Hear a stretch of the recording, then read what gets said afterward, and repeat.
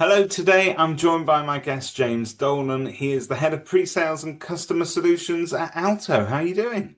I'm very well. How are you, David? Yeah, I'm very well, James. I'm very well. Glad to be catching up with you guys. And I suppose today what we're going to be talking about is we're going to bring all the elephants out of the room into the center of the room and kind of address them all. Because let's put it this way, Alto's been around for quite a while, long enough for it to have been through several different incarnations, if you like, or cycles. I think the current one is extremely encouraging and extremely exciting, and I think the agents need to hear about that. But let's face it, some people their memories are stuck in the past. So if you knew Alto, say 5 years ago as a product and also as a company and kind of the service that they provide, it wasn't always positive, although it was always a very strong player in the CRM marketplace.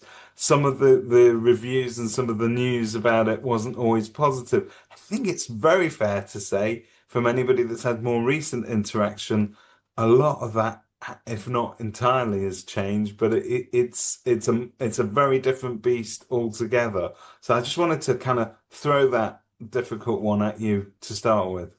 Yeah, no, absolutely. I mean, as you highlighted there, like Alto has always been a leader within the industry, in terms of user numbers, in terms of innovation, but that did slow slightly. And if we're honest, there was a period where Alto needed to do better over the last 4 or 5 years, and the feedback reflected that. Um, there was then a lot of change.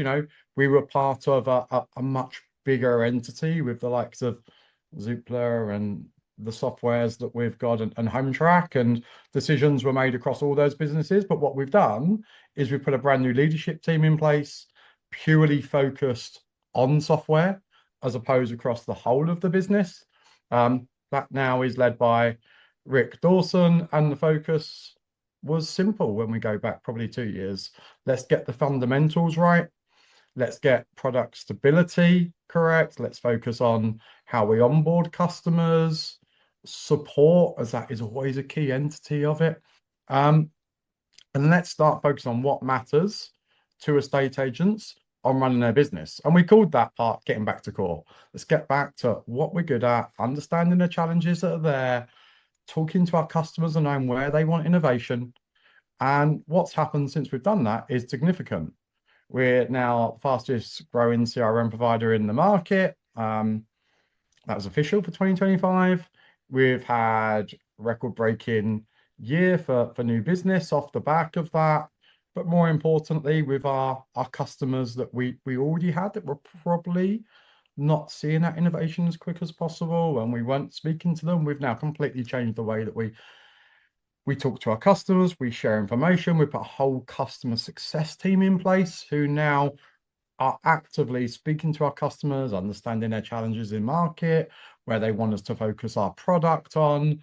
And we've seen a real shift in sentiment from that audience. And that's dramatically shifted those reviews. And I think we're seeing that in the likes of your platform, Kerfuffle, amongst others. Yeah. So it's super positive. We've still got a long way to go, and we can keep improving and we can keep innovating. And let's not take any of that for granted. But 100% we are seeing a real Well, shift. I was about to say that the proof of the pudding is very much both in the experience that the customers are having, but also you can see that reflected in the reviews and the sort of reputation that you guys are now building and that trust that is being restored. And I think we can say many, many things about our wonderful property industry. And you and I've been very active in it for a long time. And so you see lots of different players come and go and companies that want to change the world and so on. But I think it doesn't take prisoners. And so therefore, you are judged by your results, you are judged by your service.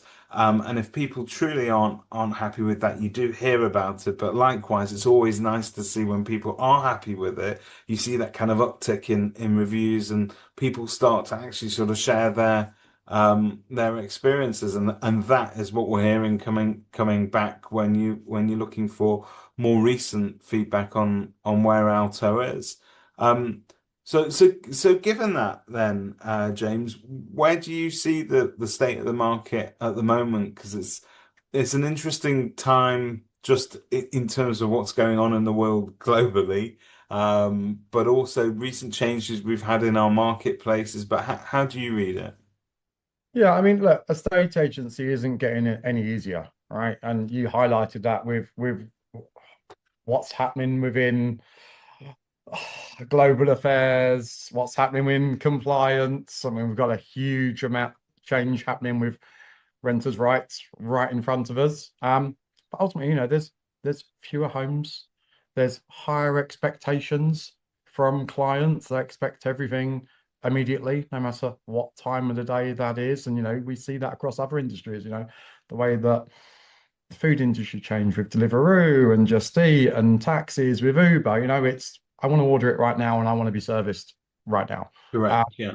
so look, the agencies that win in aren't necessarily working harder. They're working much smarter and they're utilizing AI. And yes, big buzzword, and there's many ways that AI is coming into day to day, but it's those that are really understanding where that can enhance their business, where it can speed up processes, not necessarily remove that human interaction, because those relationships, I think, in our industry are still fundamental. Um, but ultimately, where is AI going to support your business in order to you to, like I said, go faster, remain compliant, speed up, those very admin heavy journeys and maintain your market share and then look at how you grow that, in a challenging market. Well, let's talk about that because you mentioned that it was the buzzword. So I suppose if you would have joined any kind of webinar 5, 6, 7, 8 years ago, you would have heard stuff about how crypto is going to change everybody's life. And we all used to talk Yeah. about the blockchain. You don't hear about the blockchain You anymore. don't? Yeah. But it was going to revolutionize everybody's life. But I think it's fair to say the same sort of buzzwords these days tend to be heard around AI. But I think the difference is you can see it changing people's lives very quickly, rather, almost before our very eyes, we see a shift. And I'll give you, for instance, I have spent some time talking to agents up and down the country when we're training them, and you are asking them, where was the last, can you tell me where the last 5 instructions you got came from? There is a shift. So you used to go, well, people used to say, well, they found me on a portal or they found me on a website or it's reputation or a review, or they may have found you on Google. Now, more frequently, people are saying, actually, somebody told me that they found me on an AI search. So I think it's changing the way that our customers see us and find us. I think there are challenges to agents, therefore. I think a lot of people are starting to use AI. They don't really fully understand the way it's going to impact us because I think we're using it almost just on surface level at the moment. There's so much more it's capable of. What is real in all of this and what is hype as far as you're concerned? No, I kind of agree. Like I said, I think we are using it on surface level. Um, for us, we've really started to speak to our customers again and understand how they're using it at the moment. So again, that kind of the real world of how it's being used, the hype that we see across, advertising and within some industry presses and businesses that come and talk about, oh my God, we're going to completely revolutionize the way you do things via AI. But what is the reality of that? For us, like I said, we're looking at how do we basically bring to life Alto Intelligence, which is going to be our suite of AI tools and how they're directly built into Alto as opposed to having to work across third parties and multiple tabs and multiple platforms. So for us, the primary goal is about reducing admin and operational drag on the teams. And recent research suggests that agents are losing around about 8 hours a week on tasks that effectively could be automated. And from a surface level, we're probably seeing that already, like rewriting emails, like get AI to go and rewrite your email and save a couple of minutes and it sound much more professional than if I'd have probably spent 10 minutes trying to draft it myself and then still Yeah. send it and realize there was an error in it. That's now obviously gone. So yeah, how can we save time? Um, Again, and our data suggests that the team could be spending around that time then focusing on winning more instructions, driving more deals, not being tied to the desk. So our philosophy behind Alto Intelligence is giving the team their day back, removing the admin burden, making them feel like an agent again. And that's going to come across multiple parts. From first surface levels, we've seen the basics of that. How does it craft your descriptions? How does it tidy your photos and name all of your images and Yeah. complete all your bullet points? But for next, it's like I said, a focus on what we call agentic AI. That's taking those admin tasks, such as things like let's look at compliance, gas safeties, EPCs.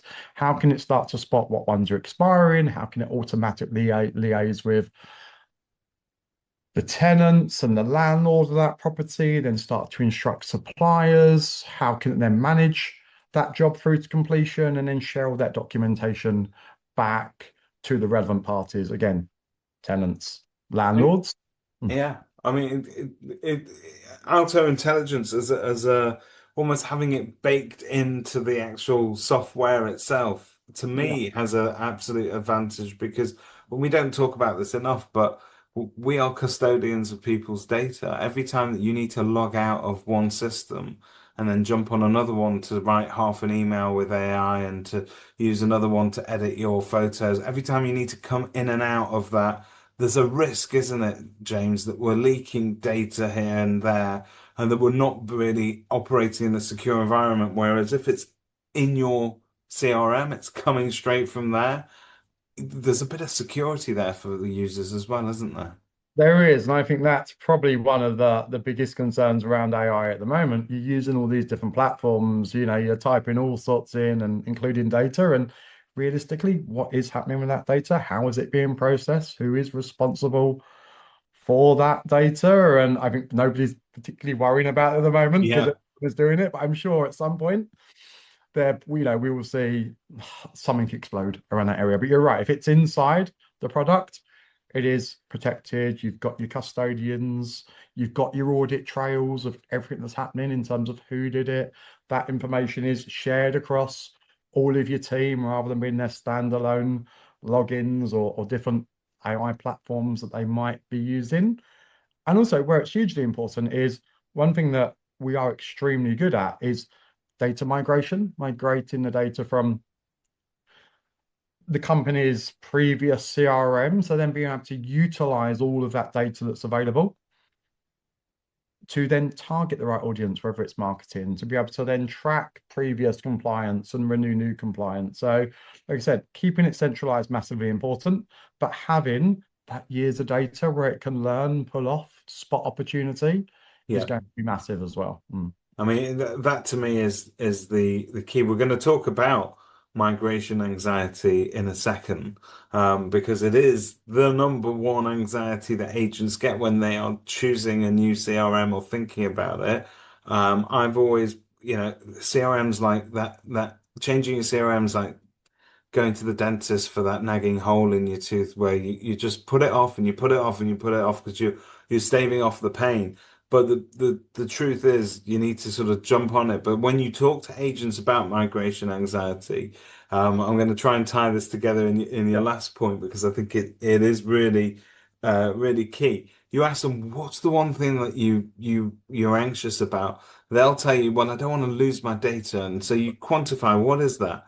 They said, well, I want my floor plans, I want my photos, and I want all of that stuff. Well, okay, fine. We'll bring that across for you. No issues. What else? Well, I want the details of everybody I've ever dealt with, every person that's ever viewed a house, everyone that we've ever valued for. I want all of that data in there.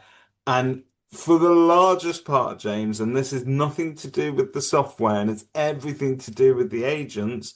They then, and I know this because I've been one of those agents, if you were to walk into my office and have a look at what under the hood of the CRM, there's probably about 20,000 to 30,000 contacts in there that we have accumulated over the years. And if you were to say to me, David, you don't need them because you've not contacted them, I'd say, oh no, I need them just in case. But the Yeah. truth is, the honest truth is, I think that a lot of sort of what you're talking about with Alto intelligence, but certainly AI as a whole, can help us wake up dormant, you know, mailing lists, effectively nurturing contacts that we've had before. People, you know, the very basics of a state agency that we lecture people on, keeping in touch, saying hello every once in a while, adding a little bit of value. It becomes easier, doesn't it, James, when the software is helping you do that heavy lifting? It does, and I completely agree with you. I'm the same. If I reflect back on my years of agency as well, it was almost like, yeah, let's keep their details. We'll do a big mail drop next week, and we'll talk about what's happening in the industry, and we'll write some blogs. But the reality is, you got sidetracked. It took so much time to start thinking about what's the content I'm going to send and is that going to land? Whereas, as you've mentioned, AI now brings that to life. It can spot the right audience, that the interactions you've had previously. It can look at what's happening in the market and when did someone last move or are they likely to move? And then it will then draft all the content and target that audience for you. And then it can then give you, like I said, recommendations. So, do you know what? This people is open that document. We recommend that you reach out, you speak to them. You know, this person has lived in this property for 6 years, and based on what trends in market, they're probably going to look to move again soon. So, like I said, it starts to really open up that opportunity, and I think that's where the leverage is, right? Tell me who I need to contact, draft me information to help me target that audience, and then let me take over my experience of that personal one-to-one and that conversational piece to rebuild that relationship, maintain that relationship, and win their business. Mm. Because the key to everything that we do in a people industry is having better quality conversations, and sometimes we just can't see the woods for the trees because you've got a very overwhelming list of people. What are we going to, who are we going to contact first? And I think the technology can help us really filter it and work out who is worth engaging with, who Yeah. doesn't want to be engaged with anymore, and that's absolutely fine. So I think I really sort of applaud that, and I think that is the future. It's such a cliche to say that those databases are full of gold, but they really are. I mean, you just mentioned something there. We talk about cycles of people moving. You know, if we sold you a house 5 years ago, it and you were on a 5 year fixed term Yeah. mortgage product, it's very likely that you're going to be shopping around now for your next mortgage. There's at least an FS lead in me keeping in touch with you if you're not going to sell the house. So it's always worth waking up that database and working out how you can actually re-engage with your audience and, you know, front of mind, if you like, and staying in front of that audience the whole time is naturally, obviously, going to be much better for your business. So that's where I think we overcome a lot of the migration anxiety, is actually because you've got very intelligent products that not only can utilize the information that we're dragging across, but am I right in saying that the migration experience is a lot better than it ever was? Yeah, I mean, like you said, you've alluded to it earlier, like migration is probably the one reason people tend to stay on their platform, even though it's not serving them anymore, because it feels so risky to move that data, not knowing what data you're going to get. It feels fragile, but at Alto, we've invested significantly in our migration process because we know it is such a big barrier. So, it's super structured, it's super supported. We've done over like 4,000 migrations. Wow. We've migrated from over 50 different softwares.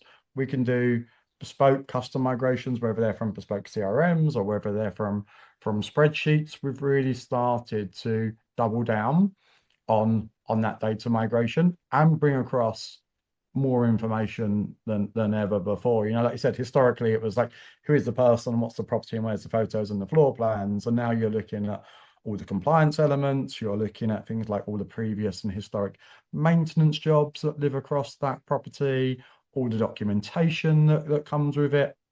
But more importantly, It's not just about the level of data that we can migrate and where it comes from, but it's also simplifying that testing of data as well, because that was always a hugely time consuming experience. And it goes back to many other things we've spoken about, like the intent to Yep. do it Yeah. strong, but the will to actually go and do it and execute it often wanes because you get sidetracked before across. Yeah, I could spend the next hour going and checking a couple of records, but actually I've got a valuation here, which is significantly more important. So I'll come Yeah. back to that. And then before you know it, you're chasing time and the CRM needs to go live and you just go, yeah, we just take whatever you've got. But effectively, like I said, we had a much more of a detailed testing process. Log into existing, log into a test site, validate your data across 10 records. We actually automate a lot of that now for our customers. We provide what we call like a data validation report where they can just quickly view the report, see the high level stats, and confirm that that data is correct. So many times, we have migrated from certain CRMs. We've done them so often and so frequent that we actually now know what that data is going to be presented like and what it's going to look like, and we can actually validate it for that customer that need to get their eyes on it. So we've got effectively, we understand people still want control and to view. We've got 3 or 4 different ways that you can now go and validate your data from, like I said, do you want a really hands-on approach? Do you want just a data validation report? Or actually, you know what? We're confident enough that we've done this so many times that we guarantee your data is going to be perfectly presented to you in the Alto software. Superb. So we know we touched on this earlier, but just jumping back to it, you referenced renters' rights and obviously the changes that are happening here. And I think it's really interesting. I read something really interesting that some other super intelligent person said the other day, so I can't claim it's in any way my own, but the business of lettings and management, effectively property management, is moving away from sort of a simple service of just throwing tenants in properties and collecting rent to almost a compliance management, as almost like as an operational discipline. And I know that that's something that you guys have and I think as agents, by the way, I think we need to get our heads around that. We need to accept that that is the future for us at the moment, that there is so much going on in the compliance space, and that is the burden that people are looking to alleviate for themselves. Certainly when it comes to landlords, that's certainly the thing that keeps them awake at night. And it's no longer just the basics and the basic service provision, but it's more that compliance management. What's your view on that? Oh no, I mean I 100% agree. I might have been on a webinar yourself or someone else where we had this very same conversation around compliance, and ultimately, yeah, your job is hugely changing. Um, Renters' rights, huge change in the industry that I think has got a lot of people worried, but also it's got a lot of people, reveling in what a great change this is for us. EPCs, we're going to see changes for EPCs that are concerning landlords as well and making sure their properties are compliant, but they're also very admin heavy. So kind of playing on a few different facets here of AI, compliance, changes in industry. It's how do you kind of bring all those three together to support you? How can you ensure that you are giving the best possible service to your clients, keeping their properties obviously, compliant with the constant changes that are happening, but how do you speed that work up, reduce that admin burden with the use of AI? But ultimately, as you've said, people's roles are changing. Like it's going to be that much more manage rather than managing transactions, managing the lifeblood of that tenancy, managing the compliance and the regulatory that sits on that property and for that landlord, and the constant evolving changes that will live in that space. So that this is now we've been hugely focused on um, ensuring that we present that data to agents, ensuring they remain compliant, they can action all those areas, share all those documents. But as I keep alluding to, also simplifying that process with the use of agentic AI workflows, integrations with our partners that speed up those areas and give the agent their time back to focus on the stuff that matters most. Yeah. So, James, I know that we're sort of recording at the moment midway through April. Yeah. You've got some exciting events and things coming up as well. Do you want to sort of give us a glimpse of what lies ahead? Yes, so on the 29th of April, we're going to be running an Alto intelligence event. So in there, we're going to have fireside chats with some of our partners that we work with. There's going to be fireside chats with, again, leading industry figures, talking about how they're currently utilizing AI. We're going to be showcasing what's going to be coming within the Alto platform and how that's going to support our agents. We're going to talk about, again, like the cost of AI versus the cost of new hires versus what's going on in the industry. So, yeah, without giving too much away, There's a lot going on there. a Yeah. lot going on. I said we can share the links. I can suggest that people can sign up and they can attend remotely or they can come to our office and attend in person. But ultimately hear from partners, industry peers, other agents of what's going on, what's happening in the industry, what changes are happening, and again, how our software is evolving and supporting both our partners and our customers with that journey. So I think it's super important. I highly recommend people jump on that, meet the people behind the brand, but also the partners that help, pull it all together and the different services that are being provided.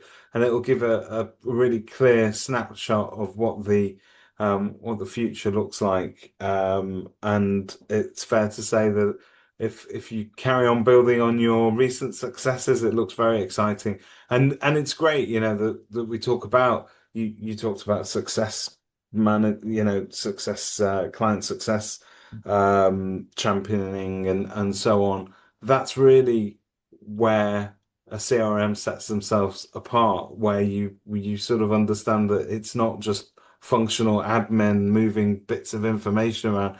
It's an essential tool in an agent's kit bag, if you like, to allow them to achieve more with perhaps less resources as well. Yeah, I 100% agree. And maybe that's where when we reflect, a few years back and, we probably weren't as responsive, whether that was on support times or supporting customers with the adoption of that product. It is now more important than ever, making sure they can maximize all the features that are available in that CRM, understanding how those process and workflows come to life, but more importantly, the benefit that is to them as well, right? Because we can all go, look, our software does this, this, this, and this, and it's got all these great workflows baked in. But ultimately, what does that mean for the agent? How does that help them? How does it support them? And Yeah. where are the efficiency gains? Is it in terms of time? Is it in terms of winning more instructions? Is it in terms of speeding up sales progression, identifying the best possible tenant to move in, automating administration tasks? Um, it's easy to showcase and make it look amazing at demo stage, but the reality is the most important part is actually driving the adoption of those features once they've got their hands on it. So understand how it works, simplifying the journey to use it, but then supporting our agents in terms of adopting how they need to adopt and what it's going to give them.